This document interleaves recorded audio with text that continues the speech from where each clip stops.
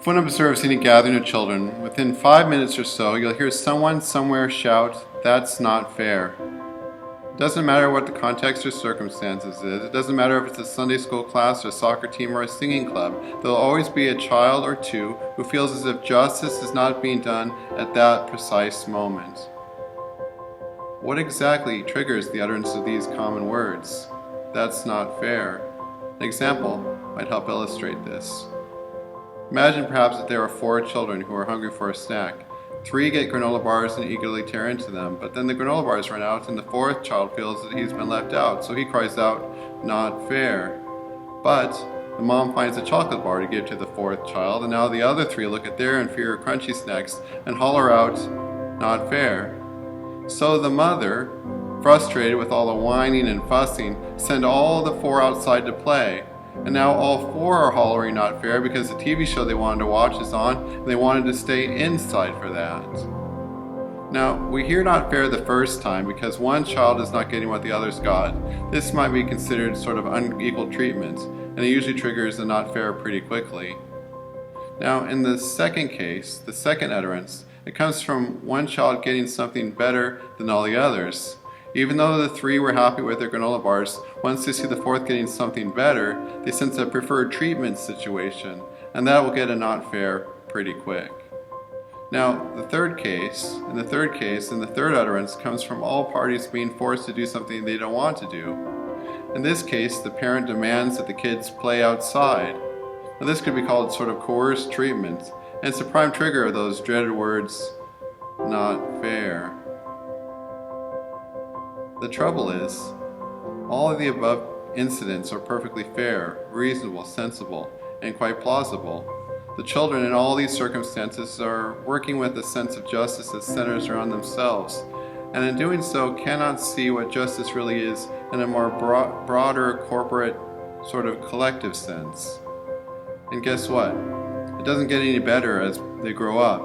I've used children in this illustration, but this self-centered sense of justice is not the exception but the norm for any age group in nearly any society. We all want justice, but we all start with what we perceive to be justice for us as individuals first. So we tend to fuss over our own perceived wrongs, such as being reassigned to a different airplane seat, or we complain about feeling slighted if we were overlooked or passed over something, or we cry out when someone seems to get favorable treatment over us, and we lament about how we were cheated from something important to us. But we're adults with adult sensibilities, so we tend to think of ourselves as enlightened and mature. We tend to deceive ourselves and believe that we are above all that kind of petty stuff. We tend to consider ourselves to be fair, or people who treat people fairly, and we expect others to treat us in the same fashion. But are we exercising justice? Do we practice justice? And do we oftentimes experience it from others? Truth is, humankind tends to distort or deny justice, with very serious consequences. Countless people are harmed and injured due to our callous indifference, or unrighteous behavior, or unwitting yet hurtful acts. The world is filled with all kinds of injustices, and victims and their advocates are demanding justice, particularly from all the folks in the margins, and especially for those who are victims of prejudice and racism. And so it seems there is this persistent and increasingly strident voice that calls for justice, that demands to be heard in the clamor of modern society. So today I will ask and try to get answers to just one question. Just one. What is justice? Well, I believe that there are probably 3 intertwined components to justice. Judging and punishment make up part of it. In that case, they make sure that those who do wrong get what they deserve.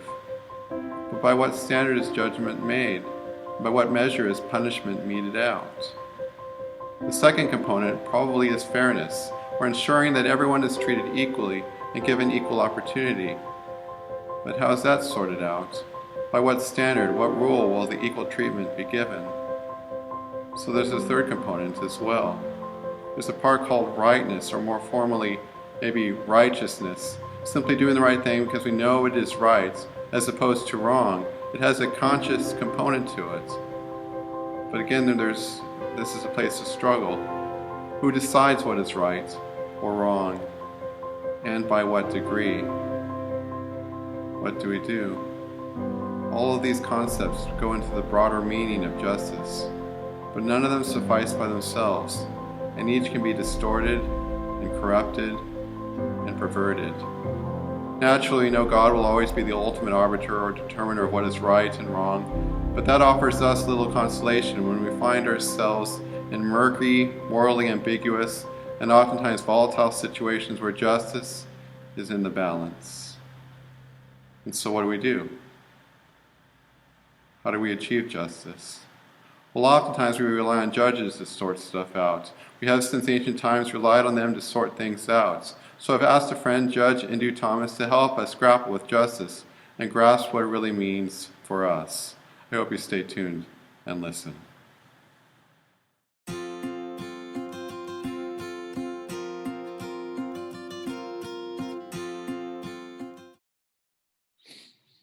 Hi, this is Pastor Don Shipley, and I'm here with a dear friend, Indu Thomas, who is the Thurston County Court Commissioner. Indu, could you please introduce yourself? Sure. So the first question I always get is, what is a court commissioner and what's the difference between court commissioners and judges? So I was appointed by the Thurston County Board of Judges. There are 8 in Thurston County in 2007. So I have served for 13 years. I have a robe and a gavel, and I sit in a courtroom. The only difference between the judges and the commissioners is that we were appointed by the judges who were elected by the people. In the last 13 years, I've done juvenile work, family law work. Primarily, I am at family and juvenile court and do the work there. My career has been about children and families and vulnerable adults, and it continues to be. Don and I met many, many years ago when he was the associate pastor at First United Methodist Church of Olympia, and I'm pleased to be able to talk to you, his new congregation. Well, I'm delighted to have you, Indu. Thank you very much. The primary reason why I brought you on board for having a conversation is to talk about justice. And there are people who are crying out that there are injustices, but others will insist that justice is being meted out. What's the simple definition of justice? How can we start defining it so we can have a conversation about it? Can you help us out with that? So I have actually in college long ago, before I even went to law school, I was a political science and English major, and my independent research project senior year was to develop my own theory of justice.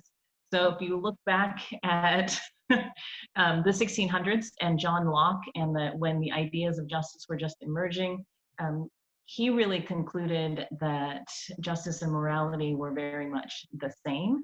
And he also talked about that there is no justice without property. Right? So there were some natural inherent rights, but he always talked about only men's rights.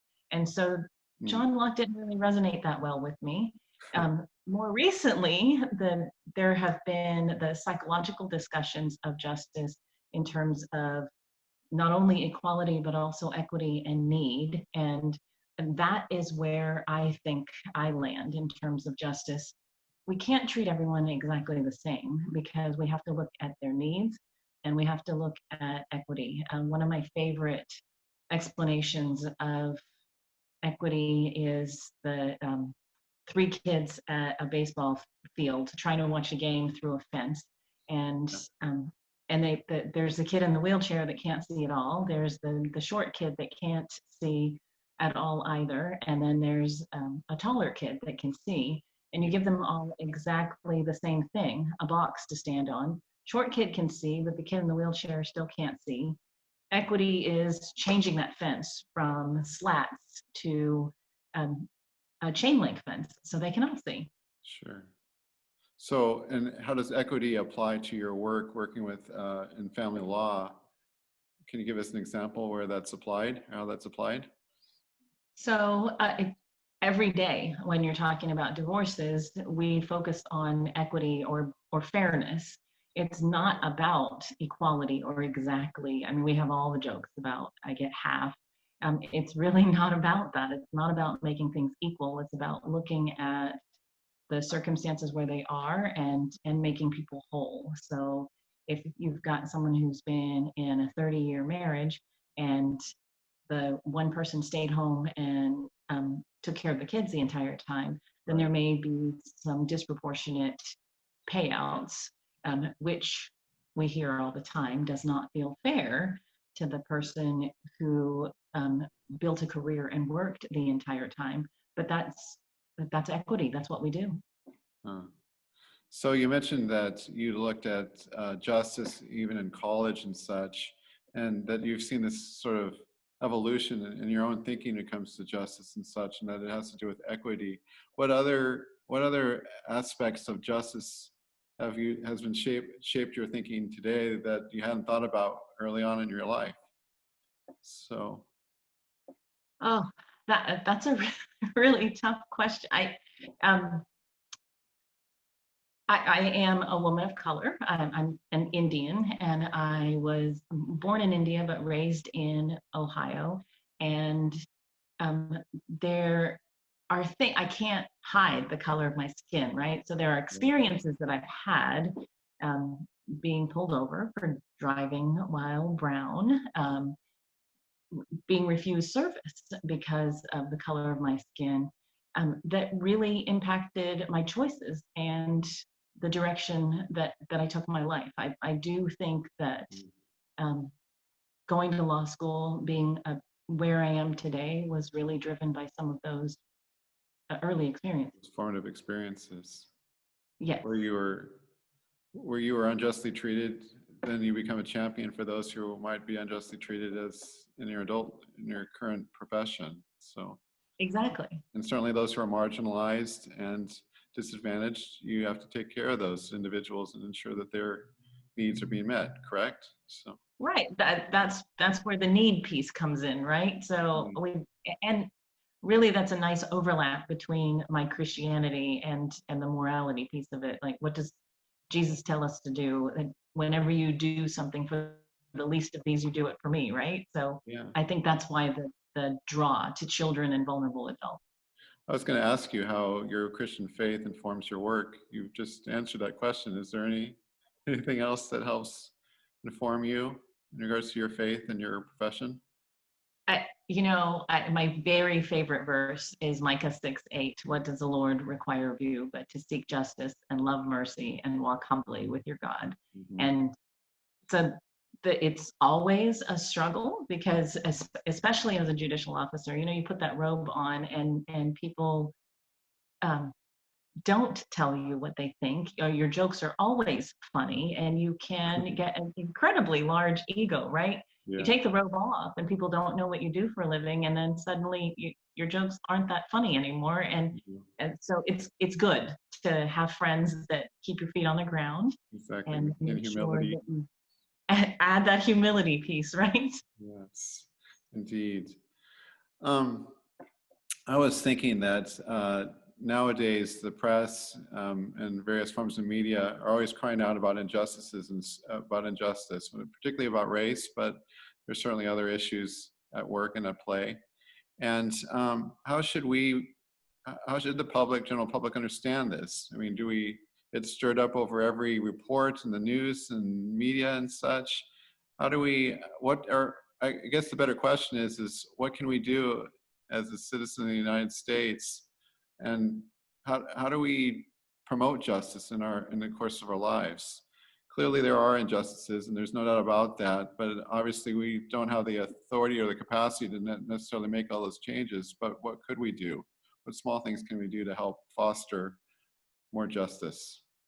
I think first listen and not just to the media, but to the people around you. Um, Talk to someone that's a person of color and understand their experiences. For me, um, we all have privilege, right? I am 5'11", almost 6 foot tall, and I use my height as an advantage. As a litigator, I never realized how much I used my spatial presence to make my points, or to make other people who are trying to bully me or physically intimidate me back off, Mhm. until that I had a case where I was an assistant attorney general at the time, and the prosecutor was a woman, and she was very petite, barely 5 feet tall. And we were standing at counsel table getting ready, and gentleman who was a defense attorney was 6'2", quite tall, and he came over while we were seated at the table and crowded us, physically intimidating us. Sure. And I simply stood up, and he had to take a step back. And after that interaction, the prosecutor spoke to me and said, "I wish that I could do that." And I said, "You can." And she said, "I cannot, because I'm not as tall as you. It just would not be as effective." So I like to explain privilege in that sense, because we all have privileges. I have the privilege of being tall. I have the disadvantage of being a woman of color. But um, if you listen to other people and their experiences, then you have a better opportunity of identifying your own privilege and understanding where you can help other individuals overcome their disadvantages. Uh, you don't know what people need until you listen to what they have to Right. say. So there's, this theme about me being white and male, for instance, gives me certain advantages over other people. And if I'm just mindful of that when relating to other people, particularly those who are minorities, might be helpful in promoting justice simply by my understanding that they don't have the same privileges or opportunities that I might enjoy. Is that what you're getting at? I think that's a great place to start, right? I mean, I think people get offended and upset about the privileges they have. Um, and that's why I say that everyone needs to take a look at the privileges that they own, right? I own my height, and I take advantage of that. When I'm in the grocery store, if someone's struggling to get something off of the top shelf, I help them. Right. So I think we can look around and identify need, and in our everyday lives, there's obviously a really huge racial reckoning that's happening right now, and people are very tired of us not progressing the way that you would expect America to have progressed at this point in 2020. Sure. Um, but I think we have to do it one step at a time. I got it. Given you talked about height and such, it reminded me that Ruth Bader Ginsburg was relatively short. I understand that she was around 5 feet tall or thereabouts, maybe She less. was. Is that right? Yet She had was. mighty presence and power and authority that came out of a small, short woman. And there's a lot of conversation about justice and the need to nominate new Supreme Court justices and so on. What's the what do you think are the qualities that make a good Supreme Court justice? Or perhaps what made Ruth Bader Ginsburg an exceptional justice for all those decades that she served? So, for as famous as she has become, she was quite an introvert, right? So, Yeah, Ruth Bader Ginsburg really um, had so many qualities. She was an intellectual. She couldn't get a job when she left um, law school, even though she was the top in her class, because at that time it was not, you were considered taking a man's seat when you went to law school. sure. And women really were not encouraged and couldn't get the good jobs. I posted on the day that she passed a conversation that Ruth Bader Ginsburg had, sorry, an interview that she had had, in which she talked about a conversation that she had had with Justice Sandra Day O'Connor. The Uh-huh. two of them had very, very different perspectives, but they also shared a willingness to listen and an intellect. And she commented in the interview that their conversation was they never would have gotten where they were if it had not been for the fact that they couldn't get hired out of law school. Uh-huh. So the critical piece that they had, which I think is fabulous and necessary for Supreme Court justice, is that perspective of where our privileges were, where our disadvantages were, and the ability to turn that intellect and privilege and insight into rulings that make sense for the nation. Sure. Sure. They can leverage their disadvantages in ways that can actually help them advance in their careers and and their cause for justice and so on. Exactly. And lend a perspective that informs the way they write their decisions. Sure, sure.